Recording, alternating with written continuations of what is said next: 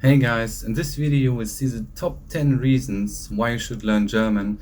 The video is quite long, so I divided it into two parts. So here you will see the first 4 reasons, and in the next video you will see the other 6 reasons. And we start now. In part 2, we will discuss the question, why should you learn German?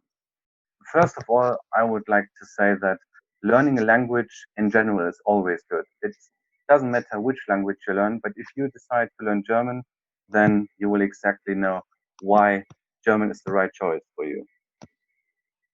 German is the most widely spoken language in Europe, and it's not only spoken in Germany, it's also spoken in Austria, Switzerland, Luxembourg, and Liechtenstein. But also a lot of other countries speak German.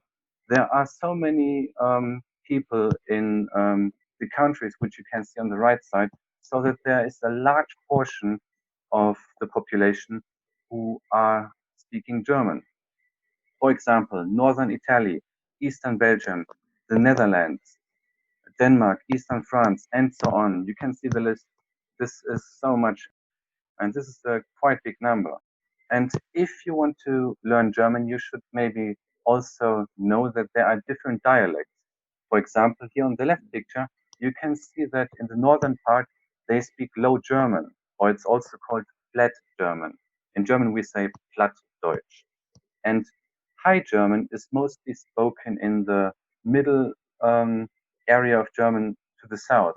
But uh, this area is also again divided into some other dialects. So the light blue area, what you can see here on the right picture, this is the main area where you learn or where the people speak standard High German. And just for the people who don't know where I come from, I am from, uh, I'm somewhere here. This is in Cologne. So I come from Cologne. Okay, then let's move on to the second part. And I think the second part is quite interesting because Germany has the fourth largest economy and is number 3 export nation in the world. And this is for 2020. So the data which I got from are from 2020. And when we talk about the economy, we should also talk about the GDP. So the GDP is actually the money which a country produces in total of all products or services they provide. And when we look at this graph here, we can see that United States is the number 1 for the GDP, what they produce, and China is number 2. Japan is number 3, and Germany is number 4. And what is interesting here is that when we discuss the question, why is China number 2? China is number 2 because they have a huge population, and Germany is about 17 times smaller than China. So even though Germany is so small, they still produce a high GDP. And when we talk about the GDP, we should also talk about the GDP per person, because this GDP, what we see here, is the GDP for the country. So we should talk about the GDP for one person. And what GDP per person means is actually the standard of living. So this means if the GDP per person is higher, then this means that the people in this country spend more money per year. And that's why I would like to show this graph here. And I think this is super interesting. So you can see that the number 1 for the highest GDP per person is higher than Qatar. But the German speaking countries are Liechtenstein, Luxembourg, Switzerland, Austria, Germany. And I also put the ranking here on the right.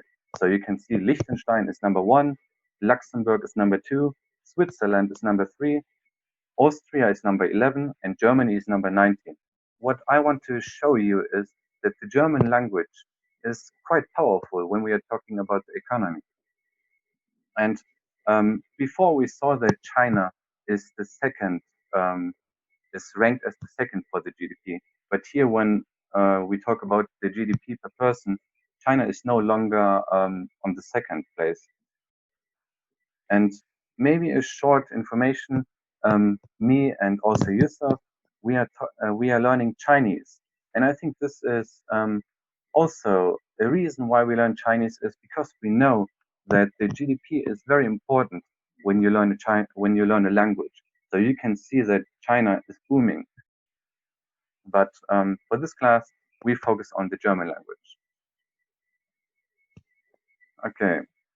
Then number three, if you decide to learn German, then you have more business opportunities. And when I talk about more business opportunities, I really mean you have so much more business opportunities. Maybe you know that German companies are the global leader in the world. And you probably know some of these companies like Volkswagen, Audi, BMW, Mercedes-Benz, Adidas, and some of the other countries. Of course, I could put so much more companies here, but I think this is enough to show you that German companies are the leader in the global market. And if you learn the language, then you have the chance to work in one of those countries, to work in one of those companies, because those companies are not only located in Germany, they are also located in so many other countries. They are spread around the world, and they always search for someone who speaks German.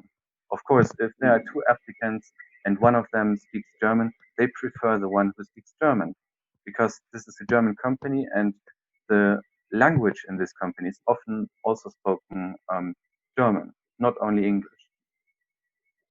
And most surveyed companies in the US said that they would prefer to hire someone with German literacy, so to hire someone who speaks German compared to an equal applicant who doesn't speak German. And now I would like to come to number 4, because so many people say that German language is difficult to learn. And here I would like to show, if you're watching this video, then I guess you speak English.